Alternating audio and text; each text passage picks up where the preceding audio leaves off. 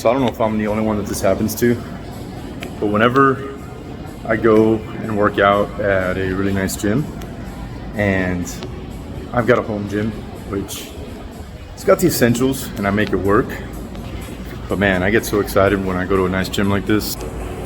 They've got new equipment. I feel like a kid at a candy store. I mean, I just want to do everything. Like, I want to get in here and do these hack squats. I want to try this ab thing. You know, I'm doing back today, so I'm hitting these up, but you know, they've got these machines over here. I love the techno gym, so I'm hitting these up here for back, but I mean, I want to jump in and try this thing here for abs and do these squats or lunges for legs. And what do we got here? Chest press on that. They got some freaking